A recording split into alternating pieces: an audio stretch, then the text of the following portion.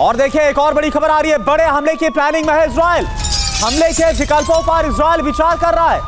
America से सहमति पर बातचीत जारी है और भी बड़े हमलों को अंजाम दिया जा सकता है। ना सिर्फ लेबनान बल्कि ईरान के खिलाफ भी फुल स्केल वॉर को वेज किया जा सकता है। फुल स्केल वॉर को डिक्लेयर किया जाता है और इसके लगातार अमेरिका के साथ बातचीत जारी है, सहमति पर बातचीत हो रही है। तो ईरान में हमले पर इजराइल के विकल्प क्या है, यह आप जरा जान लीजिए। तमाम जानकारी बिग वॉल के जरिए सीधा हम यहां पर रुक रही है। देखिए आप, सरकारी इमारतों को निशाने पर लिया जाएगा। खास तौर पर तेहरान की बात करें, वहां पर मिलिट्री बेस इस वक्त इजराइल के टारगेट पर। न्यूक्लियर साइट इजराइल ये चाहता है, नेतन्याहू चाहते हैं कि ध्वस्त कर दिया जाए न्यूक्लियर साइट्स को और ऑयल डिपो। लेकिन ऑयल डिपो और न्यूक्लियर साइट की बात करें तो रिजर्वेशन अमेरिका की तरफ से जता दिया गया है। इसके अलावा अगर ईरान में हमले होते हैं तो इजराइल के सामने चैलेंज क्या है, यह आप जान लीजिए। 1500 से 1600 किलोमीटर की दूरी, यह सबसे बड़ा चैलेंज है दोनों कंट्रीज के बीच में। जी हां, यहां तक फाइटर्स को उड़ान भरनी होगी, यह बहुत बड़ा चैलेंज है। अनजान आसमानी रूट, मिड एयर रिफ्यूलिंग भी करनी होगी क्योंकि डिस्टेंस बहुत ज्यादा है, दोनों देशों की सीमाएं नहीं लगती हैं। ईरान में तैनाती रूसी डिफेंस सिस्टम से सामना होगा। जो ईरान ने रूसी डिफेंस सिस्टम को तैनात किया गया है, इसका भी सामना करना पड़ सकता है। यह एक बहुत बड़ा चैलेंज है और आप जानते हैं कि इसी एयर डिफेंस सिस्टम का सामना ना तो गाजा में था और ना ही लेबनान में, इसलिए लगातार कामयाब मिली। लेकिन ईरान के साथ ऐसा बिल्कुल नहीं है। इधर एक और बड़ी खबर ईरान की धमकी से साफ है कि इजराइल के लिए अमेरिका का समर्थन कितना ज्यादा जरूरी है। ईरान पर हमले के लिए अमेरिका की सहमति क्यों जरूरी है, यह आप जान लीजिए। ईरान से सीधी जंग छिड़ना लगभग तय है। हमले के वक्त ही पलटवार हो सकता है।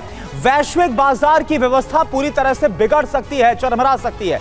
अमेरिकी इकोनॉमी की बात करें और चुनाव पर भी इसका असर पड़ सकता है, जो कि 5 नवंबर में अमेरिका में।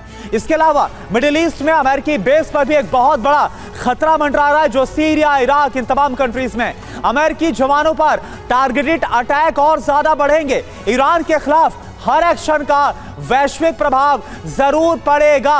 और मनीष है इस वक्त हमारे साथ जुड़े। मनीष, जो अगर हम देखें जितना गाजा में हमास का खात्मा करना था, उसके बाद हिजबुल्लाह को चैलेंजिंग माना गया, लेकिन ईरान के पास मिलिट्री पावर है, डिफेंस है और तमाम देशों का समर्थन है, चाहे चीन की बात करें, रूस की बात करें।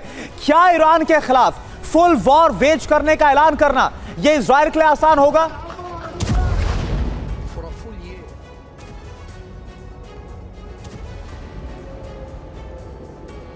देखिए, ये बात तो सच है कि ईरान को आप हमास के हमले या फिर हिजबुल्लाह से तुलना नहीं कर सकते हैं, क्योंकि ईरान तो हमास, हिजबुल्लाह, हूती इन सब का जन्मदाता है और ईरान के पास सामरिक ताकत भी है, ईरान को कूटनीतिक समर्थन भी हासिल है। और इन सब से दूर ईरान यहाँ से 2000 मील दूर है। वैसी स्थिति में जब इजराइल का हमला होगा, क्योंकि इजराइल को तो करना ही पड़ेगा, पहला हमला ईरान की तरफ से हो चुका है। 1 अक्टूबर को ईरान ने जिस तरह से करीब 200 बैलिस्टिक मिसाइलों से हमला किया, मैं जहां खड़ा हूं इन तमाम यहां के आसमानों में उस वक्त ईरान के मिसाइल जो है सो वो तैर रहे थे। वैसी स्थिति में आप सोचिए, जब इजराइल को हमला करना होगा तो पहली जवाबदेही नेतन्याहू सरकार की यह है कि हमला ऐसा होना चाहिए कि लगे कि ईंट का जवाब पत्थर से दिया गया है। और इसीलिए इजराइल का हमला कारगर होगा, बेहद जोरदार होगा। अब सवाल यह है कि क्या यह संभव है, क्योंकि ये बात सच है कि ईरान के पास रूस के दिए हुए S-300 एयर डिफेंस सिस्टम है। इसके अलावा ईरान के पास खुद अपने भी 2 ऐसे एयर डिफेंस सिस्टम है जो आज की तारीख में अत्याधुनिक माने जाते हैं। वैसे में जब इजराइल के फाइटर जेट जो आज की तारीख में लेबनान में जाकर बम बरसाते हैं, लेकिन वही F-35 फाइटर जेट जब ईरान पर हमला करने जाएंगे तो उनके भी मार गिराए जाने का खतरा बना रहेगा।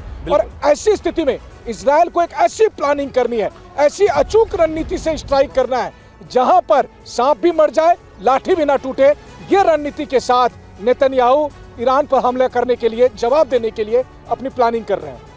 बिल्कुल, और इन सब चैलेंजेस पर विचार करते हुए कोई फैसला आज लिया जा सकता है ईरान के खिलाफ इजराइल की तरफ से। एक और बड़ी खबर का रुख करें। मनीष, आप बने रहिए हमारे साथ। इजराइल विनाश के नए और बड़े चक्रवात में फंस गया है। ईरान के सुप्रीम लीडर आयतुल्लाह खामनेई के आदेश के बाद ईरानी प्रॉक्सी एकजुट होकर तेल अवीव को तबाह करना शुरू कर चुके हैं। हूती हो, हमास हो और हिजबुल्लाह एक साथ आकर तेल अवीव में रॉकेट और बैलिस्टिक मिसाइलों की बरसात कर रहे हैं। हैरानी की बात आप देखिए, हैरानी की बात यह है कि ईरानी प्रॉक्सी के हमलों को इजरायली एयर डिफेंस विफल नहीं कर पा रहे हैं। और सवाल यह है कि आखिर तेल अवीव में इतना बड़ा ज़िलज़िला क्यों आ रहा है? لقد ترك لكم عماد مغنية خلفه.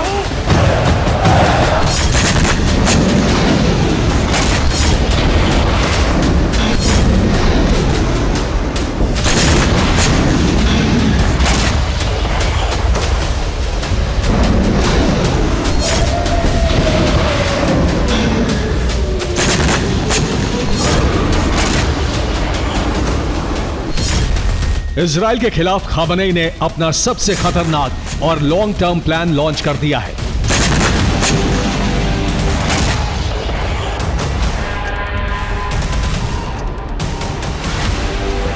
खामनेई के आदेश के बाद ईरानी प्रॉक्सी ने इजराइल के खिलाफ एक ऐसा युद्ध शुरू कर दिया है जो बहुत लंबे वक्त तक चलेगा।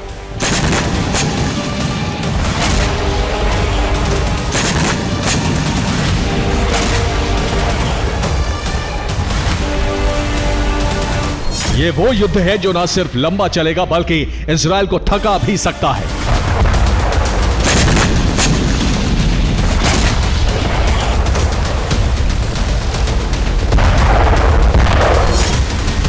खामनेई के नए आदेश के बाद ईरानी प्रॉक्सी न सिर्फ एकजुट हो गए हैं बल्कि इजराइल पर एक साथ 3 तरफ से हमले शुरू हो गए हैं।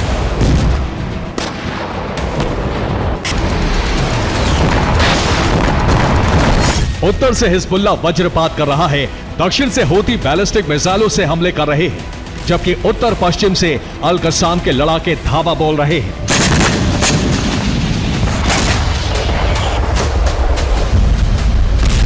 इन तीनों ईरानी प्रॉक्सी के टारगेट पर इजराइल की राजधानी तेल अवीव है।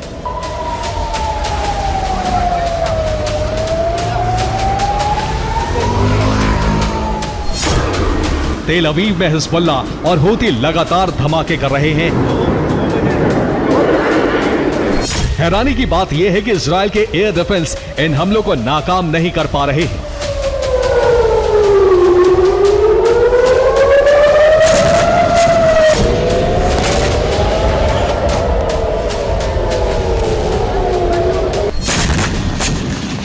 हिजबुल्लाह ने तेल अवीव में एक के बाद एक कई विस्फोट किए।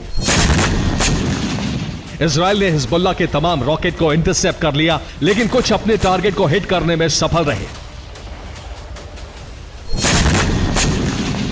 हिजबुल्लाह ने तेल अवीव के ग्लेलोद बेस पर कई धमाके किए। हिजबुल्लाह ने तेल अवीव में मौजूद इजरायली इंटेलिजेंस यूनिट 8200 के हेडक्वार्टर को भी टारगेट किया। हिजबुल्लाह के विस्फोट के बाद मध्य इजराइल के कई शहर भी बुरी तरह से दहल गए। हाइफा में इजराइल ने 56 रॉकेट फायर किए। कई धमाकों की वजह से कई इमारतों में आग लग गई। हिजबुल्लाह के रॉकेट प्रहार की वजह से किरियत शिमोना में भी जलजला आ गया। इजराइल के एकर इलाके में हिजबुल्लाह ने 20 रॉकेट दागकर इजरायली सेना को दहला दिया।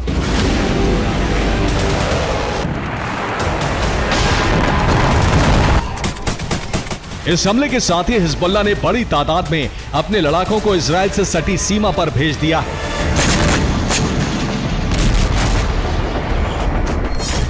इंटेलिजेंस रिपोर्ट के मुताबिक हिजबुल्लाह के सैकड़ों लड़ाके इजराइल में घुसकर बहुत बड़ा रक्तपात करने की फिराक में हैं।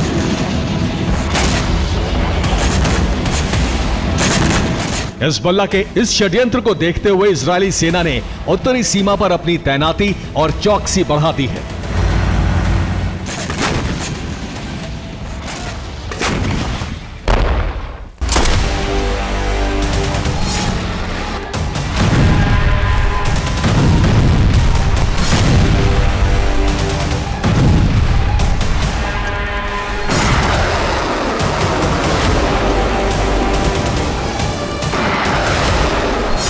इजराइल सिर्फ हिजबुल्लाह से ही नहीं बल्कि हूती के हमलों से भी परेशान है।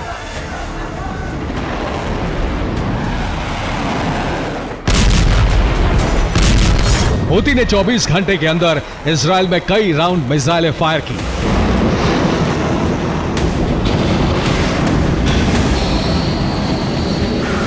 हूती के टारगेट पर भी इजराइल की राजधानी तेल अवीव है। हूती ने तेल अवीव में कई बैलिस्टिक मिसाइलें फायर की। इजराइल का दावा है कि उसने हूती की 2 मिसाइलों को इंटरसेप्ट कर लिया, लेकिन 2 मिसाइलें विस्फोट करने में सफल रही। हूती ने बैलिस्टिक मिसाइलों से धमाके किए तो इजराइल का इलाद शहर भी बुरी तरह से दहल गया।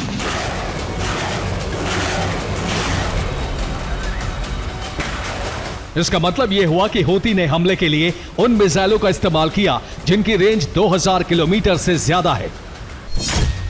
हूती ने यमन के सना से 2300 किलोमीटर दूर तेल अवीव पर हमला किया। सना से 1900 किलोमीटर दूर मौजूद इलाद को भी दहला दिया।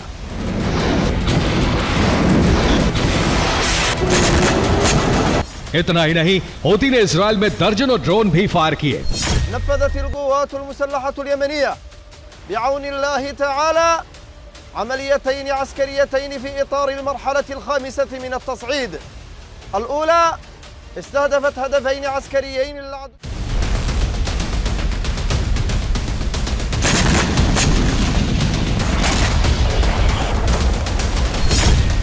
हूती जुल्फिकार बैलिस्टिक मिसाइल से हमले कर रहा है।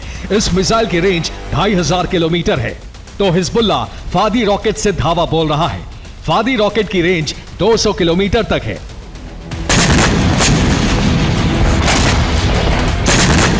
इजराइल को दहलाने के लिए हूती और हिजबुल्लाह दोनों ने अपने सबसे खतरनाक लड़ाकों को काम पर लगा दिया है। हिजबुल्लाह की तरफ से ऑपरेशन की कमान उसकी सबसे खतरनाक यूनिट रादवान ब्रिगेड संभाल रही है, तो हूती की तरफ से मशरिफ अल जबाह बटालियन इजराइल में विस्फोट कर रही है। यह पहली बार है कि तेल अवीव में हूती और हिजबुल्लाह दोनों के हमले कामयाब हो गए हैं। हूती और हिजबुल्लाह ने इजराइल दहन की नई सीरीज शुरू की तो हमास के अल कसाम ब्रिगेड का हौसला भी बुलंद हो गया। हमास ने भी इजराइल में गुरिल्ला हमले शुरू कर दिए हैं। हमास, हिजबुल्लाह और हूती ने घोषणा कर दी है कि वो अब धीमी जंग लड़ेंगे। इसका मतलब यह हुआ कि इजराइल से लंबी जंग लड़ने की तैयारी हो चुकी है। लंबी जंग के जरिए इजरायली सेना को थकाने और उसे आर्थिक तौर पर तोड़ने की कोशिश है।